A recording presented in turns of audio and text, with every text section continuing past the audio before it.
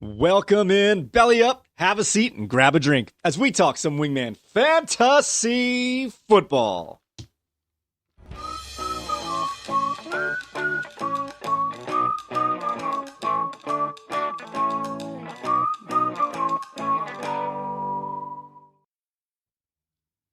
Welcome into another edition of Wingman Fantasy Football, the League Podcast. I'm your host, Michael Furley, and as always, I'd like to thank all of you, or any of you who may be watching or listening to today's show. This is episode 149, a 2025 running back positional preview. And it is my great pleasure to welcome back to the bar Mr. Bernie, a.k.a. Team B. I'm Cuban B. Yes, Cuban B. How are you doing today, Bernie? Oh, I'm doing all right. I had a good dinner. It was Taco Sunday. Love it. We had burritos as well. Okay. All right, guys. In this show, we will be breaking down the running back position, and we will be bringing in some new segments as we break this down, including the ambiguously ranked duos, old faces, new places. We'll go back to our summer vacation place of Wingback Mountain to see who we just can't quit. But before we do any of that, let's make sure that everybody is in the room. Wingmen assemble!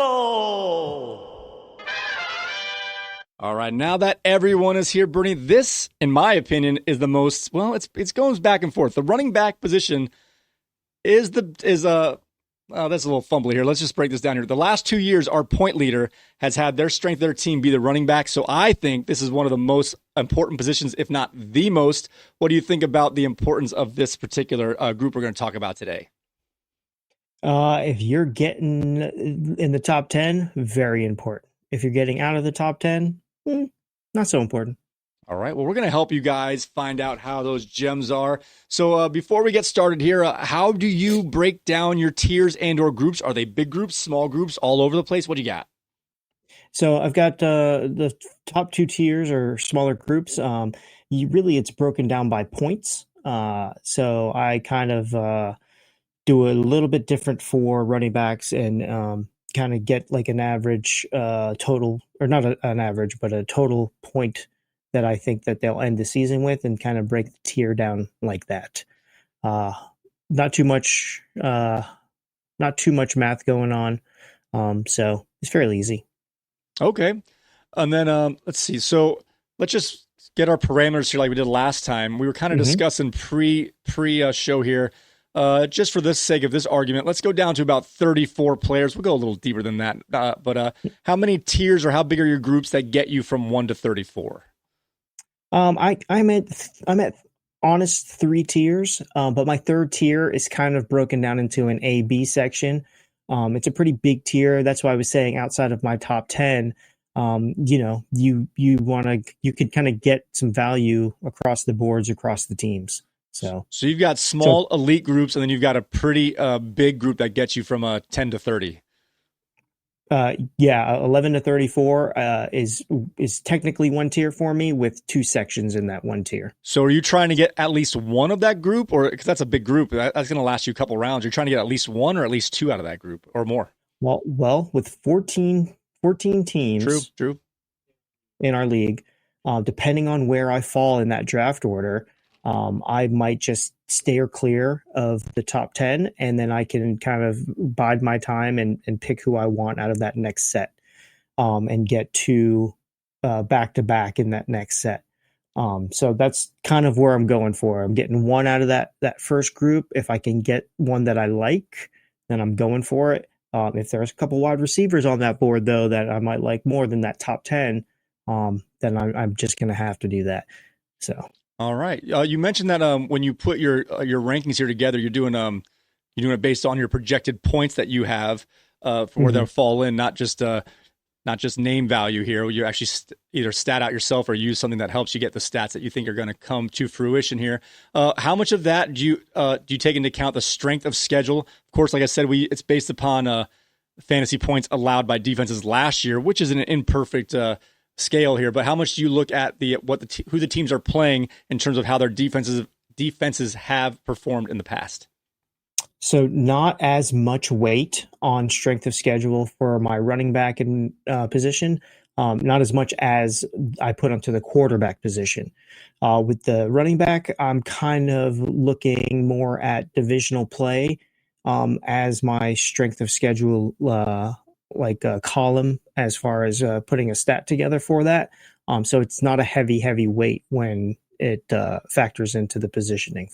So when I was looking up at the quarterback one, I do the strength of schedule table every year, and now I've done it for I don't know how long, 8-9 years, give or take.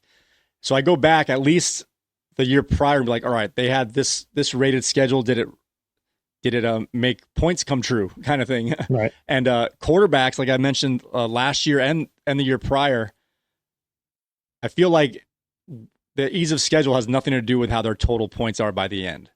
Right. Generally speaking, I find very good values on running back based upon their projected schedules, ease of schedule.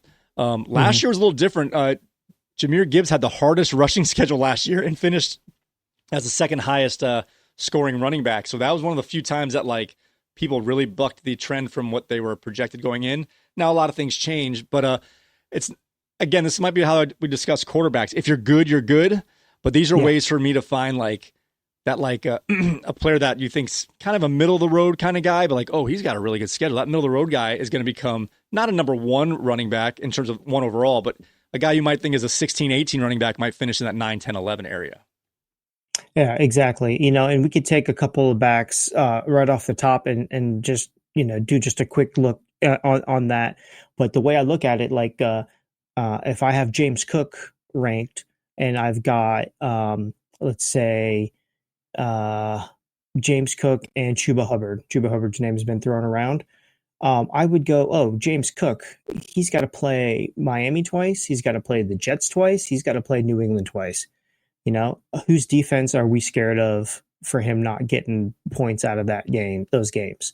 As opposed to Chuba Hubbard, where it might be a little bit different. It might be a slightly harder defensive division, but still not crazy tough. So that's kind of, similar players in my mind, but that little strength of schedule might throw it off. But I know what you're saying, and the anomalies is what gets you not to follow what you know to be true. And that's the scary part about looking at stats and trying to figure this stuff out, is that we focus on the anomaly and then we're like, but look at Christian McCaffrey, look at this guy. It's like, no, you can't look at those one-offs. You got to take those out, take the top ones out, take the bottom ones out, and look at the meat in the middle. There you go. So interesting. Like you assume some strength of schedules here based on who you think they're playing, and you're not wrong. But you didn't. I'm going to just reiterate what you said by what you're kind of feeling like. Buffalo's playing a tough schedule with the AFC East teams and whatever else. Buffalo has the 25th most difficult schedule for running backs, and Carolina has the 6th easiest. So I did all the work, but you have the same sentiment with just by knowing who they're playing. It just quantifies it for me here. So I'm going to give you the top 5. Exactly. Go ahead. React to that if you want. Yeah.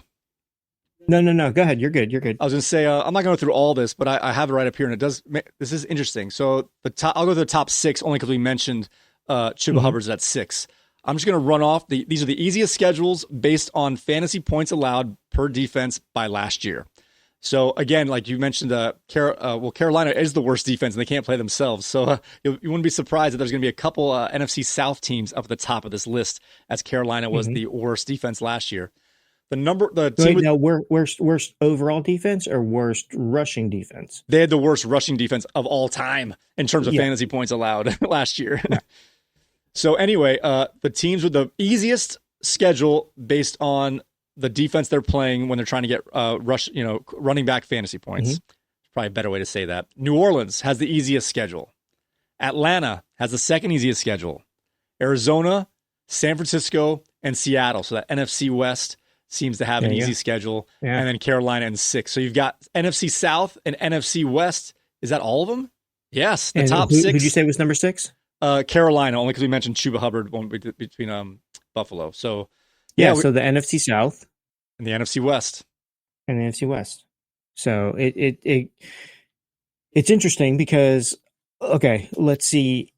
Is there someone on the like Christian McCaffrey is the only person that's echelon elite, but I've got some comments on him up there.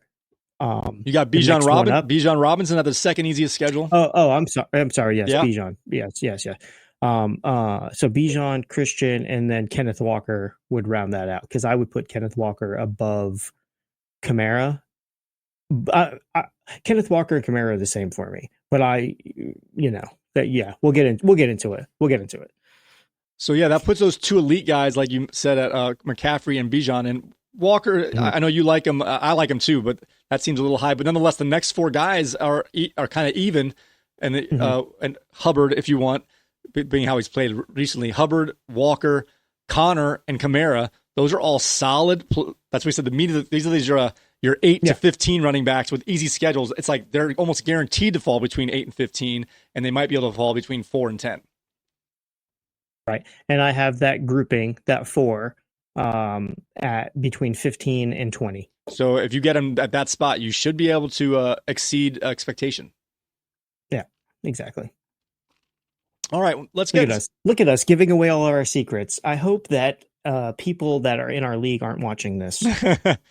All right, let's get into some meat and potatoes here. Let's break down some of these groups and or tiers. I'm going to let you lead the way. Where do you want to start? All right, let's start at the top just to get these boys out of the way here. And these are elite QB1s, or I'm sorry, elite RB1s. And you could put these 3 in any order, I believe. I don't think that there's a right or wrong answer. Barkley, Robinson, and Gibbs.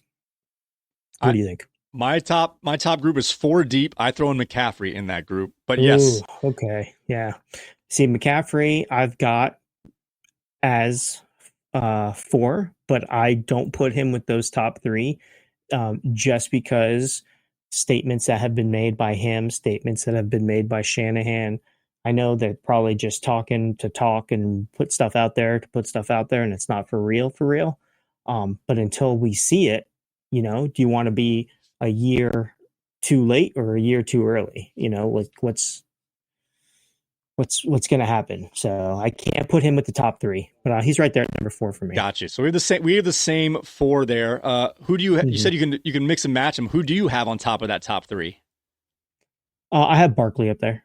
I think that he has shown that he is elite, but he's not he's above Bijan by a point. Both of them are above Gibbs by 4 points, 3 points. So, and then McCaffrey is the drop off at 40 points, 35 points. When I started putting my list together earlier, I wanted to put Gibbs up top, and then I saw that strength of schedule. He has the hardest schedule. Now he's still awesome, but I was a tiebreaker with those 3 or 4 guys. So he's still in that group, but the strength of schedule is like tiebreakers for me when it comes to tier in within tiers. Right. And see, this is just numbers, right? So I'm going to take these 3 for me, 4 for you.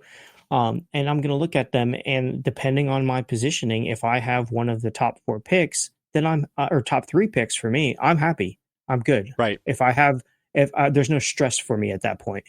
If I'm number 1, that's when it becomes okay. I have Barkley ranked above Robinson, but not by much. But I might pick Robinson because I'm going to watch those games. I might go to a game. Right. I don't really want to root for Philadelphia. Fair enough. Yeah. All right. So these guys are pretty locked in. These guys are superstars. They're all in the top 5 last year, minus McCaffrey coming off the injury, of course. What do you how big is your next group? Mine's 4 deep, so I have 2 groups get me to 8. How big is your next tier here? My next tier is 7 deep, and it starts with Christian McCaffrey. Okay. So it looks like you're going from 4 to 11. Is that right? 4 to 10. 4 to 10. So we're very similar. We're one off here. So essentially your second group, I have 2 groups split up within that group. I'm going to assume that we're going to have pretty much 6 of the same 7 guys here. Anyone you want to talk about? You can go in order, or something that catches your attention here in that big group for you. So in this big group for me, there's a couple of surprises I have on here, I think. I've got Chase Brown up there at number 6, McCaffrey at number 4. I got Chase Brown at number 6. But then I have Bucky Irving and Devon Achane above Jonathan Taylor. Wow. Yeah. So I've got some hope. I've got some ideas of what's going on. Bucky Irving has really popped up. Chase Brown has really popped up. There's a rookie in there as well. So that's kind of where I am. So I have this kind of split up, my two tiers of your one. The top half is the older guys, and the bottom half is the younger guys that haven't done it over and over again. So I've got the rookie from the Raiders. I got Genty, Achane, and Brown behind the older statesmen of Taylor, Williams, Jacobs, and Kyron Williams, Jacobs, and Henry. Oh, see, you've got Kyron Williams up there as well. Okay, so that's the one off that we don't have together. Where do you have Bucky Irving? He's down in your fourth tier, down out of the top 10? He is. I have him at 14. He's in my next, that next group.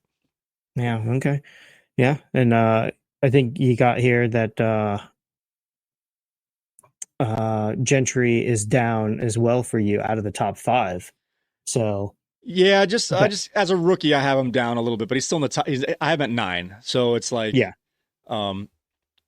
It's hard to pick, even as touted as he is, ahead of someone like Derrick Henry, who just had 1,900 yards and 17 or 18 touchdowns. Josh Jacobs was a man last year.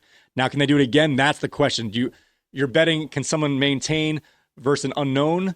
But these guys have been so good for so long that I'm willing to just give them the benefit of the doubt because I've seen it before, as opposed to guessing what I haven't seen. But there's no doubt Genty has a big chance to be a superstar this year.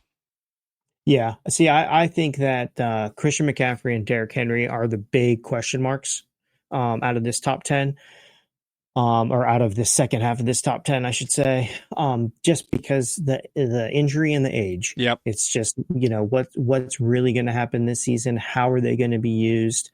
And that really has kind of the wheel spinning. Hey, if I fall within this group, I really don't want to fall here as far as draft picks go. It sounds like when you make your cross positional tiers, you're going to put some receivers breaking up that group a little bit. Yeah, exactly. And then I think that Chase Brown, Bucky Irving, and even Jonathan Taylor, even though the reasoning for McCaffrey should fall also on Jonathan Taylor, it doesn't. Just because these guys finished out their seasons pretty strong. They can, they're probably going to fall a little bit. Like Chase Brown might fall a little bit, and you could get some good value out of him. So, all right. My next group here is from 12 to 17. I don't know how big your group is from, you said you went to 10 or 11. How big is your group from, you have one big group from 11 to 34, you said, right? Yeah, but 11 to 34, I can break it up to 11 to 25 and then 26 through 34. Okay. These are the guys that I think are good. They're either young and need to show it again, or old and might be declining, similar to the Derrick Henry Genty group, except that these guys aren't haven't been that good compared to Henry, and don't have that much upside as Genty. This is where I have the Ken Walkers, the James Cooks, the Bucky Irvings, James Conner, and Breece Hall. Yeah, for sure. I've pretty much got the same thing. I've actually even dropped Kyron into my grouping here. Okay, that's fair. The top of this group for me is Kyron Williams, Josh Jacobs, James Cook, and then we get a rookie, and then we get Kamara, Walker, Breece Hall, Chuba Hubbard, James Conner. That's the meat of this part of this tier. So again, I think all of those guys are interchangeable. So these guys right here, sorry to cut you off, but these guys right here are kind of like almost boom bust, like potential, kind of like these are your third round. We'll see where they actually fall. Your late second to early fifth, let's just say that area there. And these are the guys that if you waited on running back and you get one of these guys, they're either going to make or break your team because they have potential. They've had good games. Can they put it together for a whole season? And if they're your first running back, especially, you're going to need them. If not, you're going to be in dire straits. So let's just talk on some of the outlooks on some of these guys here. Let's start with James. Let's just start with these 5, if you don't mind, because these are are question marks for me. That's why these guys are good, but I don't trust them. That's the only thing. We got James Cook, Bucky. Well, you said Bucky Irving already. So James Cook, Kamara, Connor, and Breece Hall. Do you think James Cook can repeat his touchdown output from a season ago? James Cook. Okay, he had a pretty good touchdown rate last year. I don't know if he can sustain that and keep it going. It kind of made him enter that RB1 discussion. I think that he did sign his long-term contract extension, so that's always something to look at with performance with these players. I think if you're taking him in like the 4th round, that would be a really good quality value spot to pick up James Cook, but he's in a boomer bust for me. Yeah, exactly. He's up there with Ken Walker in that boom bust. But if you can get them at a good value, he's definitely, if you could get him as an RB2, you're winning. You're winning something. Right. Maybe not the whole thing, but you're winning in the RB position. But he could also help you as an RB1, just not as devastating of stat line game to game, I think. So I was surprised. I was looking him up a little. I was looking everybody up, but he caught my attention that he barely had over 1,000 yards rushing. It was really those touchdowns that put him up in that top 10. Without if he gets, I don't want to say anyone's guaranteed or not guaranteed any particular amount of scores. He was getting 2 and 3 touchdowns every year prior to last year, where he had 16 or so. So let's be optimistically fair. Let's say 12 touchdowns, 11 touchdowns. That's still a decent chunk to come out. And if he's not getting the yards on the ground or the catches, that's not nothing to get rid of. What is that? 5 times 6, that's 30 less points. That takes you from a 300-point score or a 280-point score down to a 220-ish. You know what I mean? That's not nothing. That goes from a top 10 to a boom bust, 13, 14. That becomes a Chuba Hubbard, which is good, but he was coming off a top 10 year last year. Yeah, for sure. So I think it's good. And then again, this is probably why I don't win at fantasy football. I do good enough to be middle of the road, because he plays for Buffalo, and I just don't want to root for Buffalo. And that's my Achilles heel when it comes to fantasy football. Is there's some good players that are not on teams that I really want to root for, and sometimes I whiff at it and I don't pick them up, and I should have. So maybe this will be the year where that realization comes to play, and I just want to win, and I'll have some AFC East non-Dolphins on my team. So we talked about it more last year in terms of holdouts, because the bigger name receivers were the holdouts and held out longer into the towards the start of the regular season. In general, holdouts is not a positive thing. I understand they have to do it for their their livelihood and contract. So I'm not saying that they're doing anything wrong. I'm just saying what the outcome is in terms of their playing. At the worst, it really puts a damper on their season. At best, it has them with a slow start. But no one holds out and starts out of the start gangbusters, So that's another little bit of a red flag for. Go ahead. He wasn't an official holdout. He was kind of like a hold in, right? Because he was at camp. He was doing all the things in class, in meetings. He just wasn't practicing on the field, which is a big deal. I mean, that's not to take anything away from that, but it's not like he wasn't, watching film with the team, going over stuff with the team. He just wasn't physically playing with them. Gotcha. So, I guess I hear what you're saying. Yeah. I guess there's subcategories of involvement in your hold-ins, but it's as a very broad general stroke. It's not great news for sure, and it could be bad news, and at least it's going to get potentially, by the track record, he's going to have potentially a slow start. Yeah, and then you always have to worry about Josh Allen and what's their Ray Davis? His name? No, Knox. Oh, Dawson Knox. Dawson Knox. Dalton You got to worry Kincaid. about them when they're close, because those guys could also vulture, a 1 or 2 touchdowns every week, which isn't good. Obviously, it didn't happen last season to the extent where you wouldn't want him, but that's always a possibility. All right, I can't believe we're talking this much James Cook. That's my fault. Let's get off James Cook here. Let's move this along a little bit. I've got 3 guys here that are actually pretty interesting for different reasons. We got Kamara, who started out awesome last year. Once again, is the only man in town. New coaching regime coming in. We got James Conner, who's aging but seems to be getting better with age in terms of actually on the field. Like, he is really good. And then Breece Hall, what an enigma this is. It seemed like a bust last year. He was nominated for the Golden Wingman Awards as a bust, finished as the running back 17, but I have him ranked at 17 right now. So it's like you get him there. It's like you think he had a bad year and he gets that, and you get him at cost. All he can go is up, in my opinion. I know the buzz is not good on Breece Hall, but he's in a contract year. I think he's the best running back on that team. And unless they really just kind of blackball him and try and keep him off the field, I think he's gonna produce for the Jets this year. Yeah, so we're going to go from James Cook to Breece Hall conversation. Good gosh, nobody's watching this show, Mike. Out of half of our subscribers, half of them are Dolphins fans, and they've all just turned it off. All right, now. well let's stick with the older guys here. Kamara and Connor. Kamara and Connor. Can they do it again? Can they do it again? Okay, so Kamara. Let's talk Kamara. Kamara is good. He's good. I think Kamara is going to be a solid RB2 for you. I don't think he's going to be a solid RB1. He can be a low level RB1, but if you get him at an RB2, you're winning. You're good. You shouldn't have to pay more than an RB2 price for him is really what it comes down to. He might not be finding the end zone as often as he had been in past years.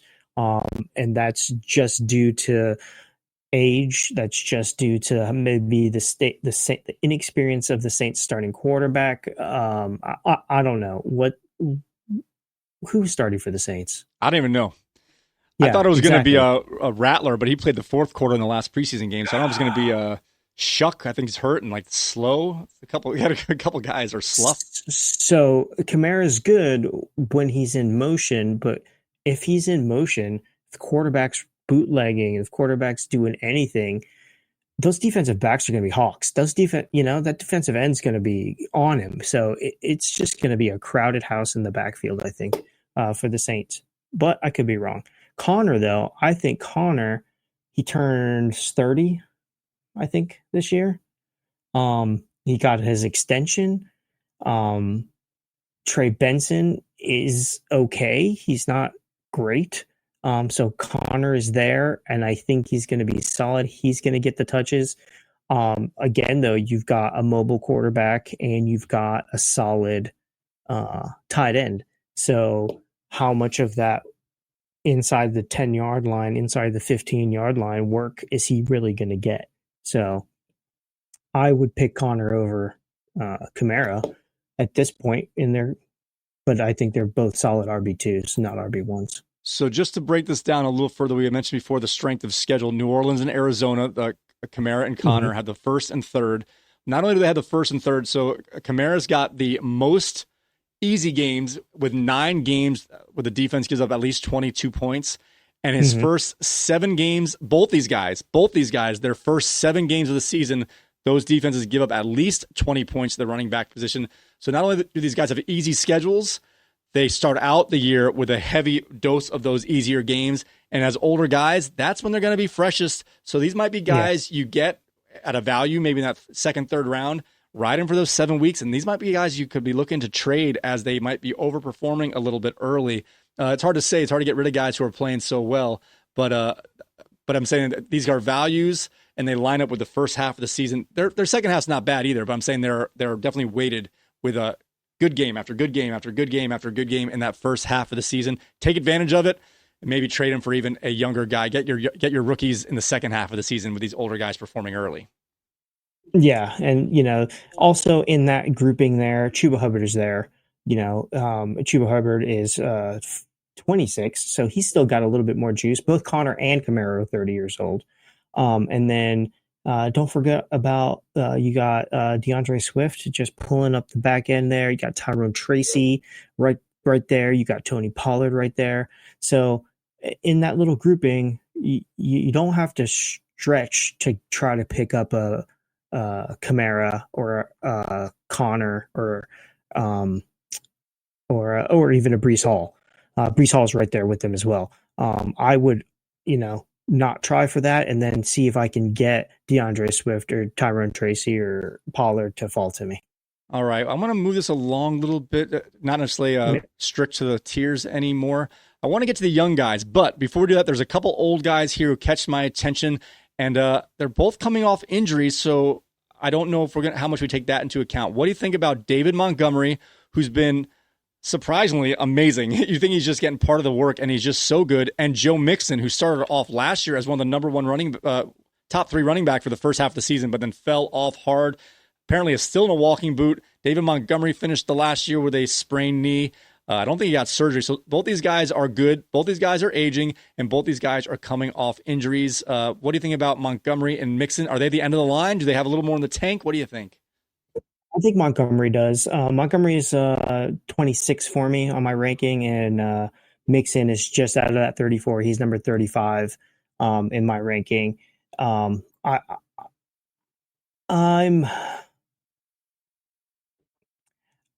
think I've been burned by Mixon. I think I had him in one of his off years, and I was just not there. His ADP keeps sliding. We have Nick Chubb that's going to be putting in some reps. Let's see who else. What else is going on over there? They drafted Woody Marks. Yep. So he could play like a James White role in that offense. So not high on it as far as fantasy points go. I think he's still a good player. I definitely won't be at full speed to open the season. So maybe you pair him with one of those guys that does have that easy schedule, and then have him sit on the bench for a little bit and see what happens with that team. And then who was the other guy? Montgomery. Swift. No, I didn't mention Swift. I didn't. So real quick, how far apart you said it, but I just didn't register completely. How far apart do you have Mixon and Montgomery? You said Mixon was like 34 or something. Mixon's 35 and Montgomery is 26. So there's about 10 ranking difference there. So let's get into the young guys. So the bottom of the range we're talking about here is 35 with a Mixon and 26 with Montgomery. Let's talk about some of these rookies and how many of these guys are below and above Montgomery, and how many of these guys are in between Mixon and Montgomery.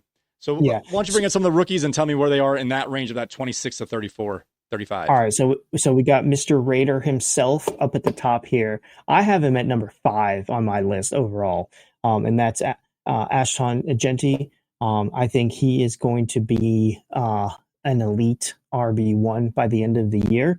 I'm not giving him the Bijan Robinson hype when Bijan entered the league because he had some coaches that messed him up over there. But Genti has got the old man that I like. Well, I can't think of anybody's name anymore.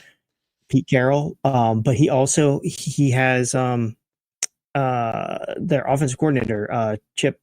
Chip Kelly. Name? Yes. Yeah, Chip Kelly. So, and he's a workhorse, man. So I think that he's going to be great. So I've got him up there at 5. And then my next rookie set comes in at 14. Hampton, I've got at 14. Oh, wow. Okay. And Henderson, I've got at 20.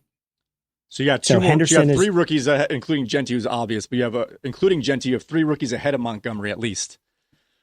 Oh, yeah. I also have Harvey ahead of Montgomery. Okay. So wow. Harvey, Henderson, and Hampton above Montgomery. But they're close. They're close. They're in the middle of that third tier for me. That's the group I have here. It's old guys I think might be fading, and young guys I'm just not sure about yet. But it's like a potential versus can they hold on again or one last time? But these guys are definitely fading to mix in with that unknown. So let's see. You said Hampton, you said Henderson, nice, and Harvey. Mm-hmm. I got Harvey. Caleb Johnson mixed in with that group as well from Pittsburgh. Oh, Johnson. Where do I have Johnson? Caleb Johnson. I've got him down outside. He is in between Bigsby and Ray Davis for me. He's at number 41. I don't think Caleb Johnson's going to have the start. Amari Hampton is going to get he's getting carries right away. Obviously, Genti's getting carries right away. Travion Henderson's going to be in the mix right away. Harvey, we think, is starting right away, but we're not sure. Caleb Johnson, I think, is going to take over, but I don't think it's going to happen right away with Jaylen Warren there. That's the only thing with him is he's going to be if he hits, it's not going to be a full season play. It's going to be a half a season play. I do think I know you're more of a Jaylen Warren fan than I am. Maybe you just watched him more. That could be fair, but I don't think Warren is someone who's going to keep the job away from someone who's better. Now the question is he better? I don't know, but they drafted this guy high to come in to take that spot. They let Najee Harris go for this reason. So I'm thinking they're trying to get to the rookie when he's ready, but I don't think it's going to be week 1, 2, 3, or 4. Right, and he might take over what the Jaylen Warren spot was when Najee was there, where he's just kind of eating up valuable fantasy points, looking really good, but can't be the starter yet. So might be a backfield that we just want to avoid. All right. I think that's all the major rookies that I see. We've got some special segments coming up. Is there anyone you want to? Oh, wait. Yep. Wait. There's one rookie, maybe just a bench stash kind of rookie. Just because I want to say his name, and that's Cam Skattebo. Okay, that's fun. Yeah. So do you think he's going to take over from who do you think is going to start their opening day, if not for the majority of the season? Tracy or Skattebo going to get a chance? Tracy? Tracy, I think. Yeah. I think Skattebo is just one of those. He's just got a little bit of hype. He's got a really cool name. He's in the New York market. They might start chanting his name. Put him and Tommy DeVito in at the same time. I don't know. New York Giants fans are. Oh, I'm sorry. There's some watching, aren't there? New York Giants fans are great. I hope if Skattebo does good, we'll get the Scat Man drops for him. There you go. All right. So guys, we're going to get into some sub segments here of our running back preview. I've been working really hard the last day and a half, 2 days to get some of these intro graphics for you. So we're going to start off with a new segment called the Ambiguously Ranked Duo. I forget what button does it. Got it. The Ambiguously Ranked Duo. The Ambiguously Ranked Duo. On draft day, I don't know which one to take. These two players are comparably ranked. They're extremely close in an ambiguous way. They're ambiguously ranked. They're ambiguously ranked. The Ambiguously Ranked Duo. The Ambiguously Ranked Duo. All right. So, in case you can't understand what that is, it's these are these are teams that have two players on the same team, obviously, that are close enough that we have to decide whether or not it's even worth picking one or just taking whatever one falls later between the two. I've got two sets of players that catch my attention. This one is closest for me in that I have them ranked back to back because I'm just gonna assume whoever the starter might be good and whoever doesn't won't be. I've got the Jacksonville Jaguar running back mates Tank Bigsby and Travis Etienne. Last year, our bust of the year, Etienne. Is it time for Bigsby to finally take the reins from Etienne? They both played this preseason, making this very unclear, which is why they're ambiguously ranked. What do you have on these two running backs? How far apart are they for you? Are you not that you're targeting them, but would you take the first one, or are you just going to wait to see who falls? So I'm not personally targeting them. Bigsby I have at number 40, and where is he? Etienne I have at 34. And just to throw this in there, just to make this a trouble. Is trouble? Is that what they say? Trouble? Is that the yeah, okay. Tootin, the running back rookie in Jacksonville. I've got him up there as well. I can't say his name. Bushul Tootin. I don't know. You can get me with that. So I'm not targeting this backfield. I'm not really targeting this team. But I got some notes for you here. What do you want to know about here? Let's see here. Either one. Etienne. Yep. Yeah. So let's see here. I think that because they drafted Tutton in the 4th round, that it's not a good sign for the backfield there. I think Etienne is by far the better back, but Bigsby, reports say that Bigsby is doing better in camp. But I don't take too much stock in that. I think Etienne will be the starter going out, but I think that between the two, it's so close. And then with the rookie coming in that they might be high on, I don't think one favors the other. So I would just steer clear of this backfield altogether. So neither of us are excited about this. That's why they kind of fall in this category. Mm-hmm. I know we haven't done any mock drafts yet, so I'm kind of putting you on the spot a little bit. So these aren't guys you are targeting, but at a guess, at what point you're like, I guess I'll take Etienne. It's the 9th round or something like that. What's the breaking point where someone that you're not even that's not on your target list is just has to be a value? Can you guess? I guess. Yeah. So if I have a solid RB1, like a solid RB1, top 15, top 10 RB1, then yeah, then if ETN is there, and let's see who's around him for me. Am I going to pick J.K. Dobbins over ETN? Am I going to pick Mixon over ETN? I'm definitely not going to pick Tyler Algier over ETN because Algier is not going to be the starter. J.K. Dobbins, is he going to be the starter? Pacheco, is he healthy and ready to go? Like, these are the groups that are right above him and right below ETN for me. And if those guys are there, then I don't see why I need to take ETN. I would rather have a piece of Kansas City than I would of Jacksonville. So I would take Pacheco over ETN if it came down to that. I would rather have if for a second a backup back, I might want to have Trey Benson over Travis Etienne. Gotcha. Yep. Okay.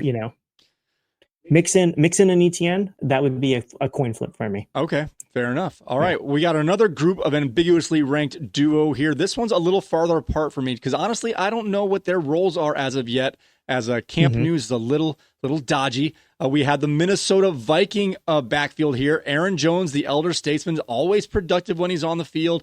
And they brought in from San Francisco, Jordan Mason, who was a stud in those first 6 weeks, taking over for the injured McCaffrey. But he himself came off an injury and was traded to the Vikings. So we have two quality backs here.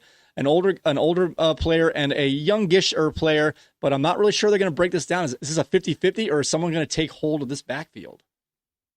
Okay, so I've got them really close. They're one off of each other, 25 for Aaron Jones and 27 for Jordan Mason overall. I think the Vikings, with them deciding to bring Jones back at basically a starter salary, adding Mason, they should probably be really focused on this run game. I think Mason is as good of a starter as Christian McCaffrey was in San Francisco. So if I had to do this, I would pick Mason over Jones, but I know that they're going to be a timeshare between the two because it's not like Jones is washed. He's a good back still. So it's one of those where the season, the game script is really going to dictate what's going on here. I'll throw it back to you. Is Jones a much different style runner than Mason, or is Mason just fresher than Jones? They are different. I think they're both big guys, but Jordan Mason is a thunderback, however you want to call that. And Aaron Jones is a versatile back. He's a much better receiver. He catches long passes over shoulder, and he's also very good. He's big enough to do the pounding, but he's more skilled. So I think they might try and I don't think they're going to put guys in and run specific plays because that tips off what you're going to do. But I think they're going to use Mason for those obvious pounding situations, and they're going to use Jones for the more all around type game. Not a third down back by any means. I think this is kind of a poor man's version potentially, because one guy is more, like I said, the power back, and one guy is not finesse, but a big guy who can do a lot of things. So it's kind of like Detroit's backfield with Aaron Jones being the older, slower Jahmyr Gibbs and Mason being Montgomery, the plotter pounder guy. I think these guys are both going to be good in how Montgomery and Gibbs were. And if one guy gets hurt, then the other guy left becomes an amazing play. You got to play him as a starter. Whenever Montgomery goes out, Jahmyr Gibbs gets 28 points a game. And when they're both playing, they both get 14. So I think this is going to be, like I said, a poor man's version, not 20 and 10 at the same time, maybe 16 and 9. But when one guy goes out, you're going to have a 21-point scorer. Yeah, for sure. If it was a single backfield of either one of them, definitely jump up in the rankings for me. But then what do you do come draft? If you get one of them, are you trying to get the other one later on in the season? Are you trying to get Mason because Aaron Jones has more of I'm not going to play a full season history? What do you do? I was actually surprised, as you say that, when I was looking at all the stats for the running backs, getting my list together. Aaron Jones played all 17 games last year. Yeah, he did. He might have missed some time in games, but he was dressed for every game. Yeah, but is that going to be consistent? No, probably not, because he's missed games other years. I was surprised I was surprised myself when I saw him, like, oh, he actually played because the year before he's always half banged up with a quad or hamstring that he's kind of plays one game, misses 2 games, plays 2 games, misses 1 game. So I think that's what Jordan Mason is. He's a fill-in starter. He's a flex guy no matter how you do it, like Montgomery is, and he's bye-week starter and a bye-week starter. And if there's any bit of a injury, whether he's out of the game or just snap counted for Aaron Jones, I think they're going to use both guys because they have the second-year rookie, if you want to call it, J.J. McCarthy at quarterback. I think McCarthy can handle it, but they're not going to put any more on his plate than they did on Darnold. They're probably going to put a little bit less. He's going to be a game manager with big-time play action success, but they're going to use both these guys. They're going to run the ball to move the ball, I think, this year. Yeah, these are low ceiling are running backs for me, and I'm going to give you the grouping that I have with them in this little subcategory. But Aaron Jones, Jordan Mason, Ramondre Stevenson, Isaiah Pacheco, Brian Robinson Jr., J.K. Dobbins, Travis Etienne. A couple of names we've talked about. They're not targets. They're not circled by any means in my list, but they're going to be, they're going to be RB2s for me. Okay. All right, guys. We're going to get into another new segment here. We teased this last time with the live read, but I've got a graphic for you this time. We've got old faces in new... Oh, wait. Before I do that, I got an outro for this last thing. The Ambiguously Ranked Duo. Sorry about that. First time. Let's see. Which of you two is the better receiver? Well, Gary is definitely the best catcher. What? Nothing! The Ambiguously Ranked Duo. All right, sorry about that. Okay. I thought this was a family-friendly show. I could have gone a lot worse than that, trust me. All right, okay. Now it's time to get to our old faces, new places. Wingman Fantasy Football. Welcome to the team. Who are you? Where am I? Get this man a helmet. Old faces, new places. I'll say hello, my darling, if we should meet again. All right, we got some old faces and new places. Where do you want to start with some of our old faces going to new teams this year? Ooh, let's start with one of my favorite just football players in general, Nick Chubb. I'm a big Nick Chubb fan as well. It's weird. So we mentioned Joe Mixon is not really practicing. He's been in this boot for 7 months, it seems like, without having an official injury, just a sore ankle. I don't know exactly what this is. So you're like, all right, here we go. They brought in Nick Chubb as just maybe a secondary guy, but he has a chance to start now. And then all the buzz out of camp was he's not looking good, looking slow, which is, to be fair, he's had a lot of severe injuries over the last 2.5 years. But all of a sudden, these last preseason game, he looked a lot better. Was he just waiting to use it as it gets closer to the season? I don't know how to value Chubb here. I've got him pretty low because he's coming off injuries, and the early camp buzz was low. But as like we said with Mixon not looking like he's coming back anytime soon, although he could come back at any time since it's not a severe injury. They do have the rookie Woody Marks here, so there's a chance Chubb could perform. It's hard to put faith in a guy who's older with such severe injuries. Nick Chubb will get a little star in my Yahoo app, just to be on a watch list. He's not going to be anywhere near my drafting. I don't even think I have his name written down on my rankings as of now. It's a shame. It really is, because he was such a good running back, such a good workhorse, work ethic kind of guy. So hopefully I am proven wrong. And he is back on the field, scoring touchdowns. I'd rather wait on someone like Chubb than reach for someone like ETN, for example. I have them far apart. ETN is definitely ranked higher, but it's like, I don't love it, so I'll wait and then get someone like that. That if they don't do anything, you use a later pick, and if they overperform, hey, look at that. Yeah, and of course this might change. He's battling for his role right now, so we'll see how that goes. Oh, I found him. He's number 70 on my list. Okay. All right, we got two more old faces here. We're going to go through these a little quicker here. I'm just going to do this one by myself because it's just not much to add. We got Javonte Williams, we mentioned, because I've had on my team at least, I think, 1 or 2 years in a row. This could go in another category as well. He now plays for Dallas. He is the starting running back as Dallas got rid of Rico Dowdle and I guess Zeke. And they brought in Miles Sanders. So they've actually downgraded their running backs. How can Dallas do that? I don't know how, but they brought in Williams here. Old face, new place. We mentioned his best skill set is blocking from the backfield. I think he's actually going to be the main guy on the field. They do have a running style offensive coordinator, so there's a chance he could do well, but I've said that for the last 2 years and it hasn't happened and he's had the majority of the playing time. So it's not a matter of opportunity. I think he might just be toast in terms of explosiveness, but he is a good part of a cog of an offense where, like I said, he is good at picking up the blitzes and blocks, and he's a good receiver out of the backfield as a dump off, but he's not going to take it very far. Yeah, and these guys could have landed on my really low ranking, ambiguously. I don't want to say the actual name. What is it?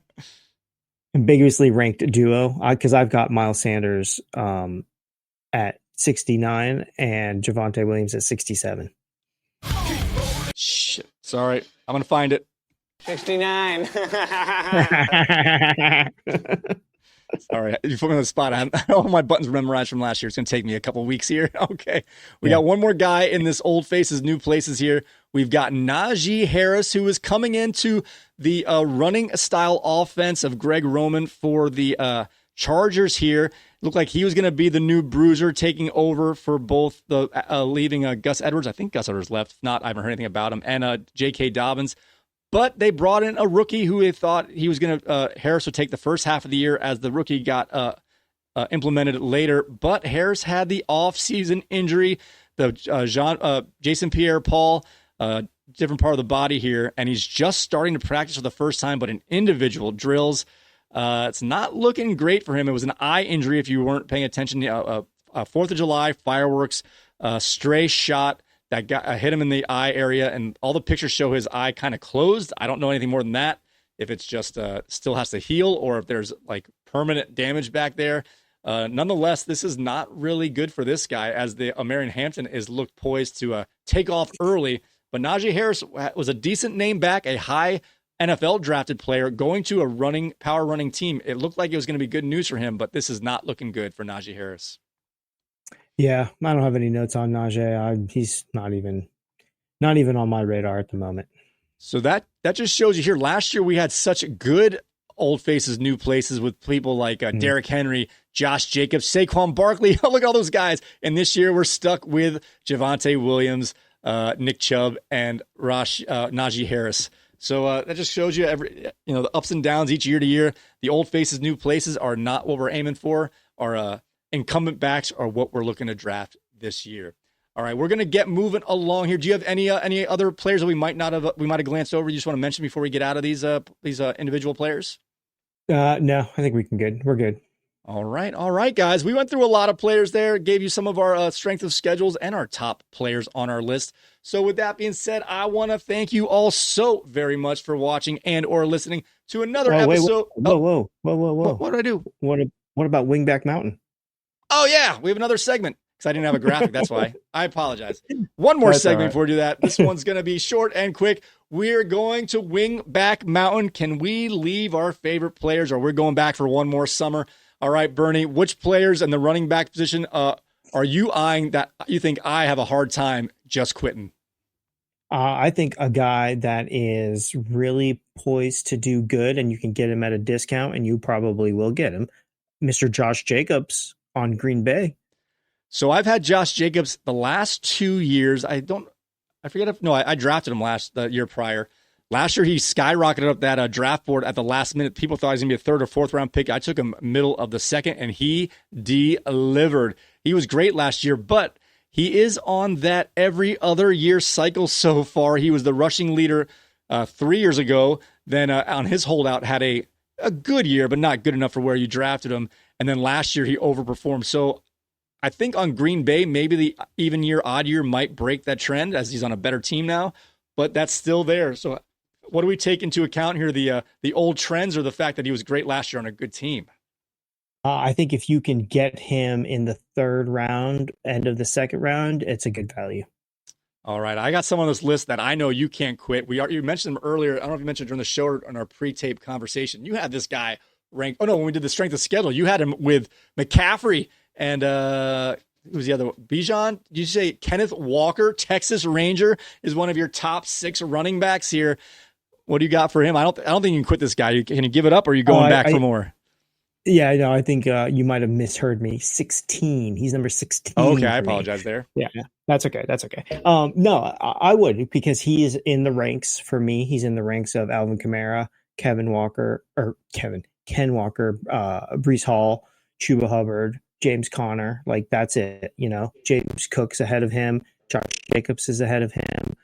So I might think about those two, before. But all those other names, I'm taking Ken Walker, because I know what he is. I know what he can do. And I think that he is a beast when he gets the chance. And that's all he needs is a chance. So maybe without Geno Smith, he'll get more of a chance. So I was give him the ball. Yeah, exactly. There you go. I was hoping that you would be off the Wingback Mountain with him, because I have him kind of skyrocketing up my board here. And I was hoping you'd be done, because I know I'm fighting you for him, and I thought maybe I could fight myself. But it looks like this is going to be a fight for Ken Walker here between his schedule being in the top 5 and easiest schedule, and a Kubiak coming over. He helped Kamara have a great year last year. Again, he's the poor man Kubiak. He's not the best one of the group, but he is has that part of that system. So we're going to find out this year for sure. What's the knock on Walker? He's super fast, but goes side to side. Breaks tackles, but in the backfield. Doesn't get anything going forward. He's explosive, but not in the direction you want him to go. You've got. Is that his fault, or is that the offensive? Well, that's what we're going to find out right here. I don't know if they improved their offensive line in terms of talent, but the coaching style, the scheme. Yeah, the scheme can take smaller, quicker offensive linemen and turn them into guys who block downfield.